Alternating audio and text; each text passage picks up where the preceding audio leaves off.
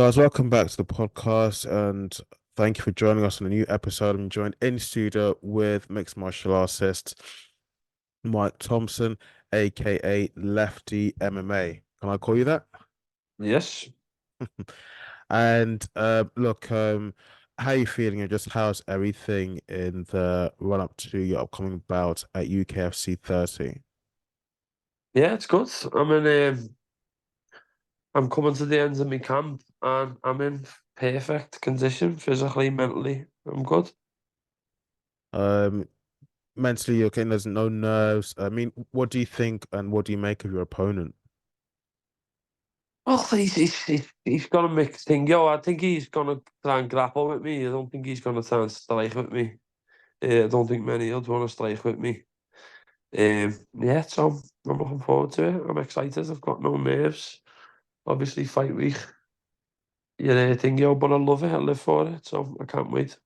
Yeah, it's because it's not too far away. But um, I mean, I was I was just thinking about also your past performance at FCC MMA 35, which was really good. Which is why Yeah. I thought, I mean, for this next opponent is your game plan, the action plan. Is there anything you want to fine tune or tweak? Anything you'd like to change?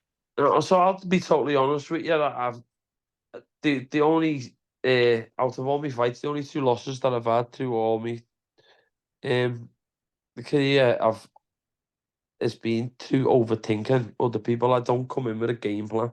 I'm gonna let anyone I fight going forward worry about me. Um, so I know a lot of people study their opponents and that, but it's not something that I will be doing. I'll You be are letting them study me. I'm confident in my game yes, in okay. any way that this fight goes. Striking, grappling, wrestling, any part, floor, stand up. I'm confident in every aspect of my game. So I'm going to let every opponent I fight worry about me. So it's going to be up to them to study. You're not going to go and look at their past fights and their past No, fight history. no, Good. I I'm like that. not. You're Uh, confident in your skill set. yeah, 100%. And I know it's something that people do. Probably 99% of the fighters do, but no, I won't be making that mistake again. I'll be going in there and letting doing what I do best and letting them worry about me. I checked your fight history, your profession on the professional side of things. You've Yeah. got quite a few cancelled bouts. Now, is it because a lot of those fighters have pulled out because they don't want to fight you, they're No, scared to fight no. you? I'll be honest. No, I was in a bit of a pickle for a bit. I had a lot going on inside and outside the Okay. cage mentally. Um, in my own drama. So I'll just be dead honest as I will with any question that's asked to me. Um, but no, a lot, two of them, say out of five, two was my opponent's pulling out, and three was my own problems that I had going Okay. on. And yeah, so anything you ask me, I'll always be honest. No, it's just that But I'm different now. This is what no I'm saying. Like through my amateur and professional career, you see that I've fought top names and I've got a good record, but I'm a totally different mentally person outside the cage, and that's going to show inside the cage. no I just asked that because looking at your fight record history and all, you don't seem to be the sort of person that if you say you're going to fight someone at such date at such weight class, these are No, the no, conditions. yeah, I don't see you the kind that will ever pull out. no, definitely not, definitely not. I'm not. As me record goes, and even if you look at what type of person I am and interviews, I'm not fussed. I'll fight anyone on the planet, and I don't like. But also, life throws things at you, whether it's kids or other stuff outside the cage, whether it's mental or. So a couple of the fights I pulled out because I had to get away. I had to go away and concentrate on myself. And I come back before my last fight, and my performance proved it. Bear in mind, I lost one of my best friends the night before that fight. And I come after a weight cut with no sleep, upset, and proved what I do. And that will be happening again. It's the first one me speaking with you. Any chance you can talk a bit about just your background and how you came about getting to combat sports and mixed martial arts at all? Yeah. So I was a amateur boxer with a good amateur pedigree. Then I had kids when I was young and completely stopped training. And then I started getting into Thai mid-20s. And then just so it's a funny story really. I started doing Thai with a friend who teaches Thai and he was a top Thai fighter. And he was like, listen, you've got to fight. Like, you've got to fight. I said, lads, I don't even like watching Thai. I just wanted to learn how to kick. And he was laughing and he went, I said, don't watch Thai. I said, I like watching MMA. And the next day he phoned me. And went, listen, you got to go down to the academy tomorrow. Meet Jason. And I want him to, like, I want you to, if you enjoy watching it, I want you to. And then it just took off and it was a really fast, like, it was just really big, high, fast rise. I literally went in there, started sparring, like on my feet and was good. And the next minute got sucked down, ground and pounded and was like, what is this? It was a shock to the system. And there was no chance I was stopping there. I wanted to learn it. And then that was it. Then a few months later, I had my first amateur fight, and then got up to rank 2 as an amateur in Britain. And then a couple of years ago, went pro.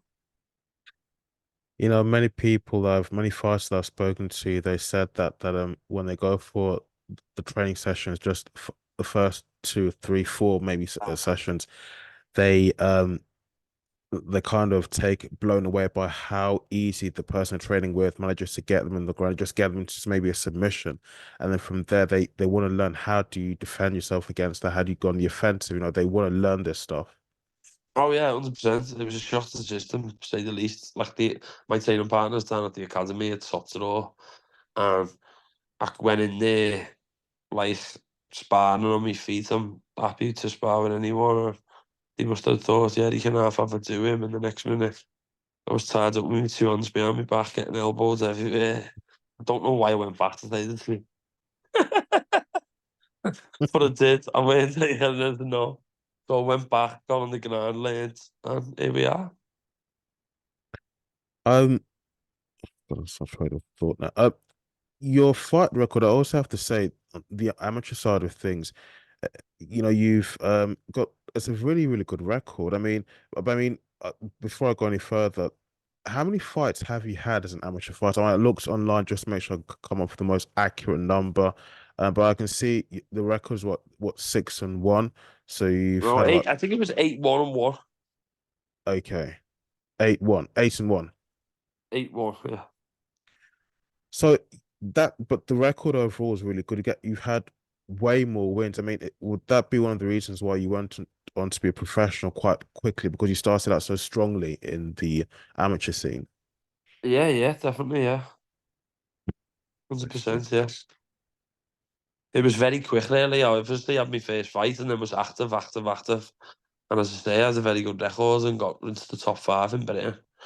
And then that was it. Then we went pro a couple of years ago. How is fight camp now? Just how are things? Because fight day is not too far away. How are you feeling?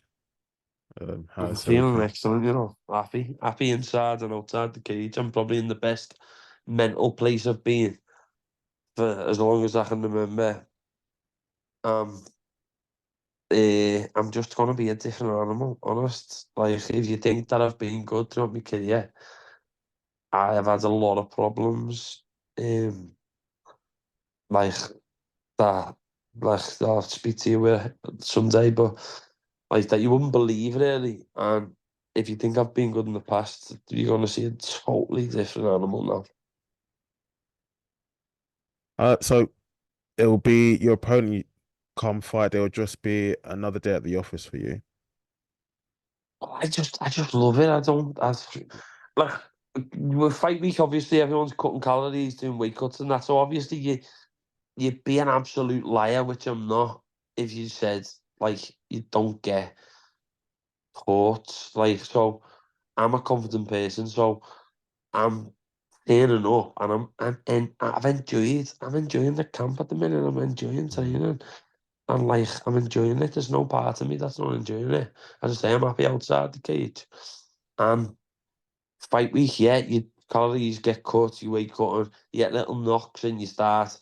Then obviously, because you're cutting calories, you start in your head never doubting yourself, because I'll never doubt myself, but you go, but come fight night, I am in my happiest place on the planet.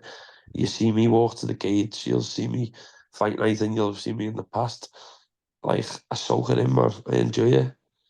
And yeah, it'll be another night at the office 100%. I can't wait.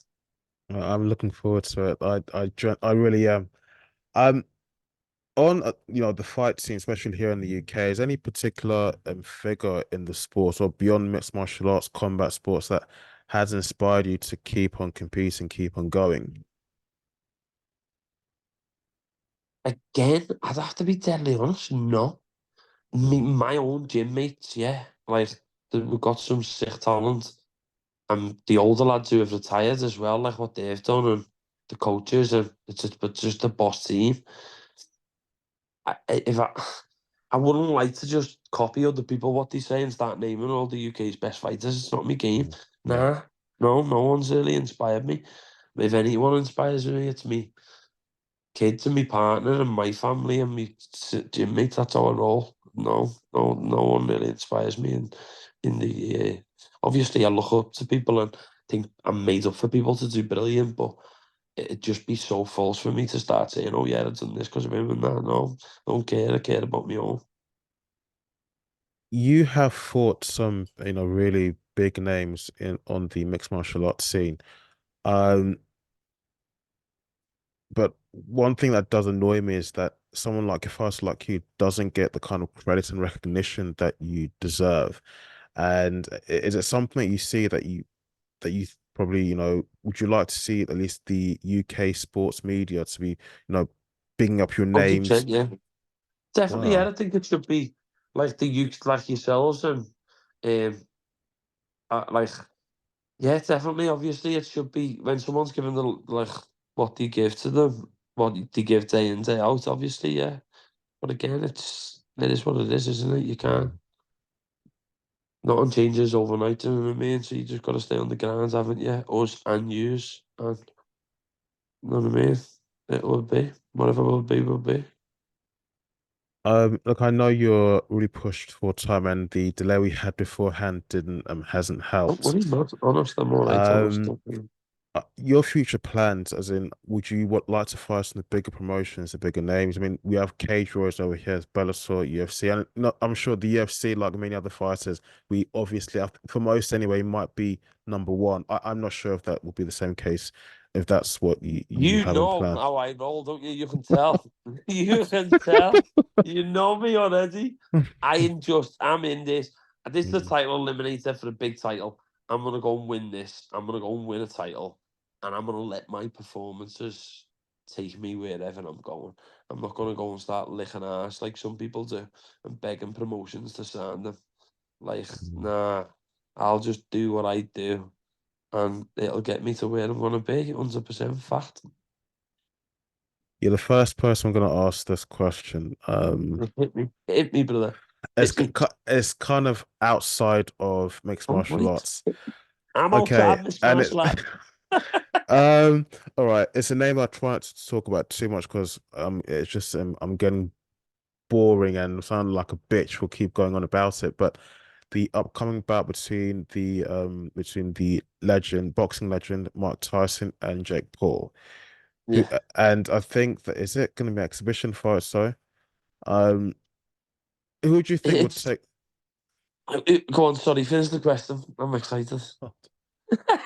Oh, I'm not sure if it's even something a question I can. I'm not sure if it's even a question, but who do you think will take the win? Because there are videos going around online of Mike Tyson fighting, despite his age, he still has the speed and the Yeah, punching power. Then there's Jake Paul, who by now say what you like, does have some boxing experience behind him on his belt. Who do you think would take the win from that? it's so hard, isn't it? It's hard. It's predicting any fight when you've got I mean, I suppose it should be easier to predict when you've got someone who's so young.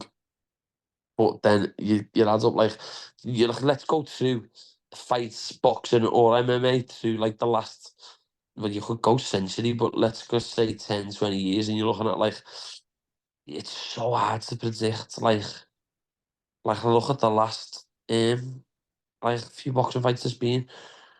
I, there can all when you've got two animals, but that's where this is different because you've got in my eyes one of the top five greatest boxers ever. I love Tyson, massive Tyson fan who had a lot of problems himself and probably did you ever see just like Muhammad Ali? Did you ever see the best of him even though he was that good? I think Ali got took out in his prime Mm. for 5 years and I don't think we ever seen the best of him. And I think Tyson, once Custamato died, even in the fights before he went to prison, he were his.